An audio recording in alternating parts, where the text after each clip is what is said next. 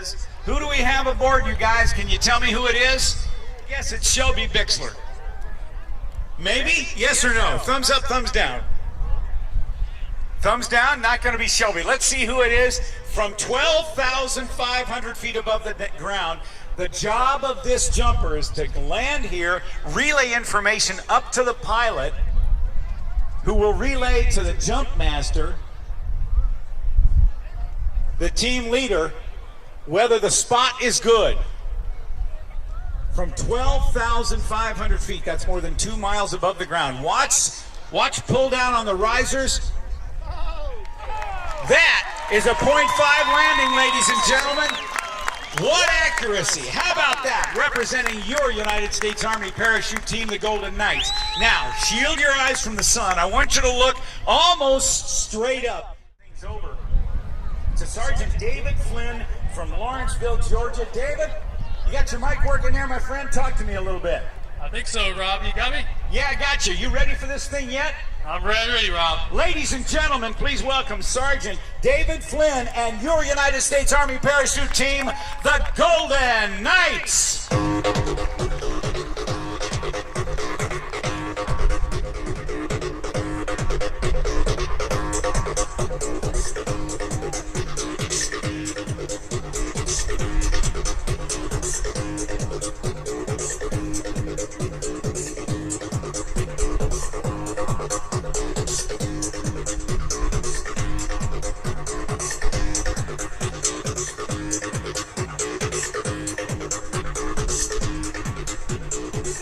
On a small deceleration device known as the parachute.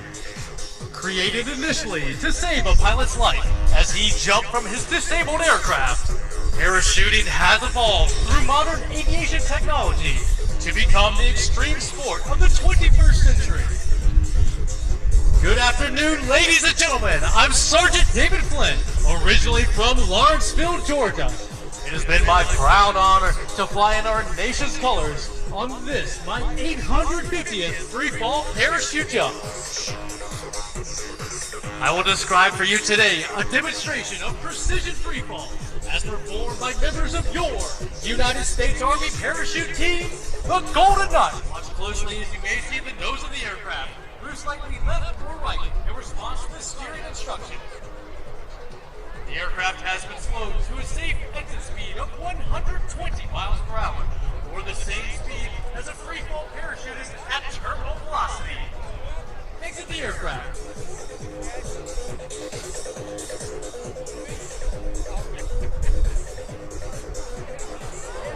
The jumpers are out and the smoke is on. We now have 2 jumpers in freefall, rapidly approaching speeds of 120 miles per hour. These jumpers will fly their bodies apart to gain separation, using their hands, arms, legs, and shoulders as flight controls. Once the jumpers turn 180 degrees, they will prepare for the baton exchange. They will fly together, gauging their speed, distance, and rate of closure from one another.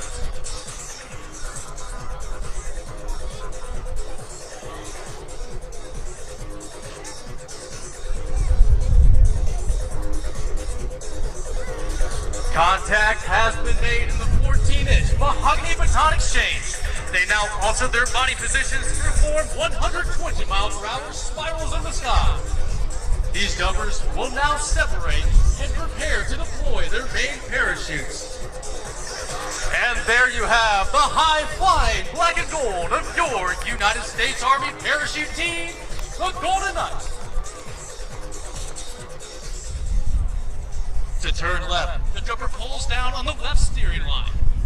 To turn right, the jumper simply pulls down on the right steering line.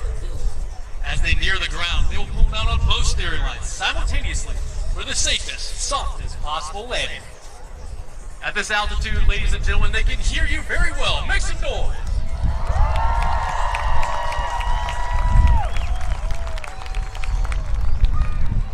You may notice the 7 large openings in the front of the parachute. These allow air to be forced in, inflating the flexible wing gliders. You can see the concentration in its eyes as our first jumper enters the target area. He is now going to turn into the wind and make minor corrections with the steering lines in order to obtain that signature Golden Knight dead center landing. Ladies and gentlemen, the louder you are, the more accurate our jumpers are, so please help these jumpers get on target. Here it comes, ladies and gentlemen. Let's see if he can do it.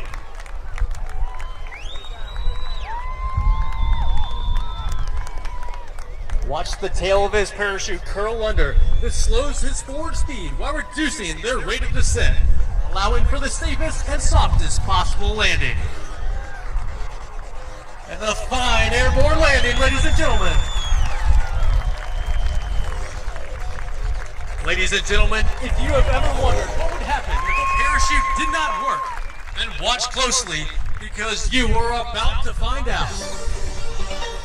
Ignited his smoke canister as he glides to his opening point. He is wearing 3 parachutes instead of the 2 we normally wear. He will open his first parachute much higher than normal and intentionally cause it to malfunction. Please do not be alarmed when the first parachute begins to streamer. There is absolutely no danger to the jumper. This is our only solo maneuver, yet one of our most exciting. Watch closely for a black and gold canopy to inflate.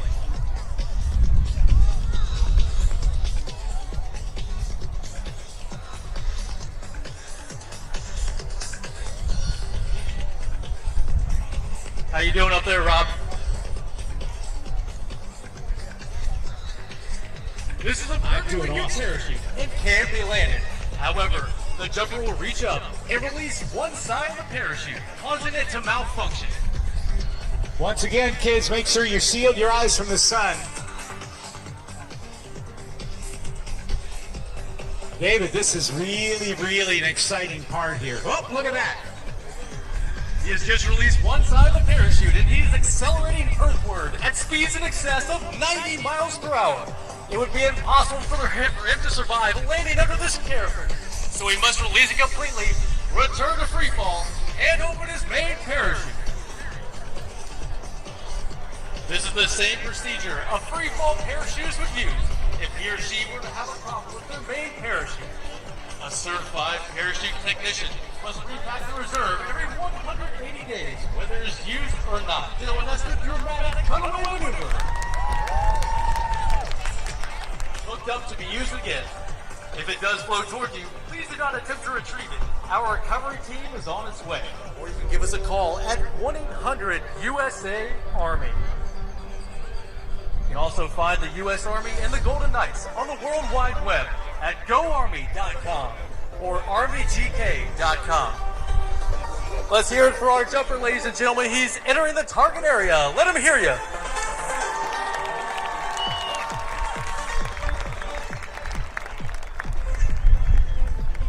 At 1,000 feet, the jumper does what's called a wind penetration check, checking their distance and speed across the ground.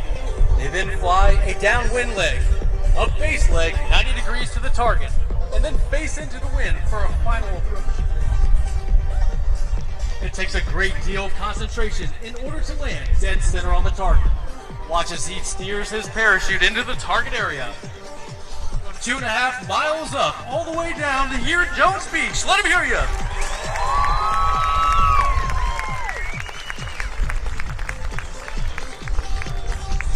Smoke is on. Immediately upon exiting the aircraft, these jumpers snap into a rigid body position, resembling an Olympic ski jumper. Their arms at their sides, legs straight, knees locked, and toes pointed. They lock into a position which enables them to gain as much lift as humanly possible. In a sense, to become human airfoils, gaining lift as they streak across the sky at 180 miles per hour. As the jumpers execute 180-degree turns, they are nearly 1.5 miles apart. Due to this tremendous amount of lateral separation, each jumper must first locate a thin trail of red smoke on the horizon and trace it down to his partner, who appears much like a guided missile streaking back toward him. They will cross within what appears to be inches of each other with a combined closing speed of 300 miles per hour. Watch the left eye, watch the right, and watch for the cross. And there you have, ladies and gentlemen, the high-flying black and gold of your United States Army parachute team, the Golden Knights. due to the extremely high degree of precision required to complete such a close cross at these high opposing speeds.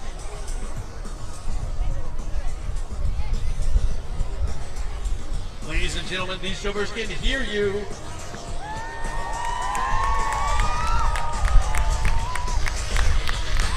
Ladies and gentlemen, if you look high up, one of our jumpers is proudly flying our POW MIA flag.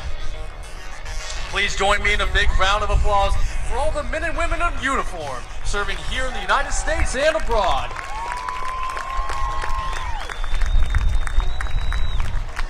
Watch as our jumper navigates his parachute directly over the target. He'll be making minor corrections with the steering lines. Show him a little love, ladies and gentlemen. And a beautiful target area landing.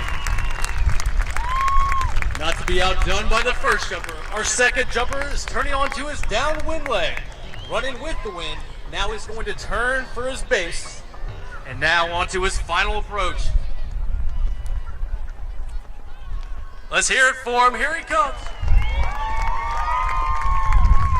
And another fine airborne landing. Ladies and gentlemen, please direct your attention overhead. Our aircraft is inbound for the fourth and final pass of today's performance. We now have members of the Golden Knights rapidly approaching speeds of 120 miles per hour. As the team leader takes his heading in this direction, the left wing, right wing, and slot flyer close on his movements and form a wide diamond in the sky with their smoke trail. Since vocal commands cannot be heard in free fall, the team leader must rely on hand and arm signals for communication. At 9,000 feet, the team leader waves his arms, signaling the wingman and slot flyer to close in for the tight diamond formation.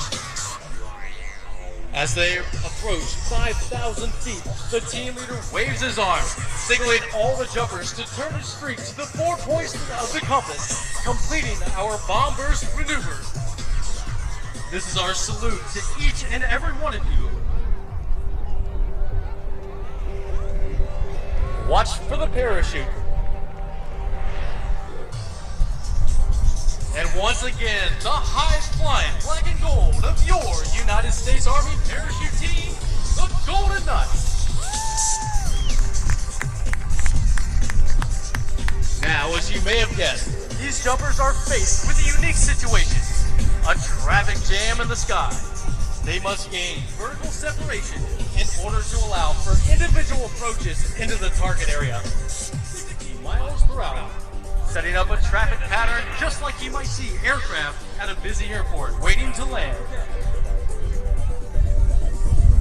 At 1,000 feet, the jumper does what's called a wind penetration check, checking their distance and speed across the ground. They then fly a downwind leg, a base leg 90 degrees to the target, and then space into the wind for a final approach. Their concentration to a small black dot located in the center of the orange X.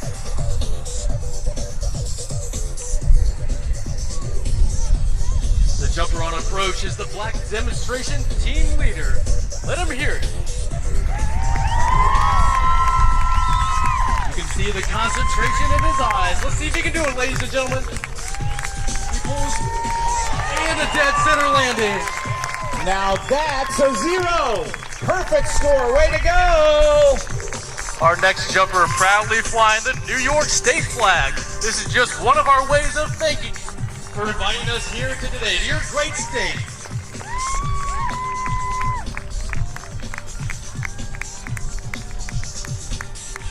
And another fine airborne landing. Ladies and gentlemen, our last jumper to enter the target area is our team videographer flying a high-performance parachute. These have a much greater forward airspeed than the ones you just saw us land. You can see the huge camera mounted on the top of his helmet. That's how he takes pictures of us in free fall. And with that, ladies and gentlemen, we have all boots on the ground. Please give all the Golden Knights a big round of applause.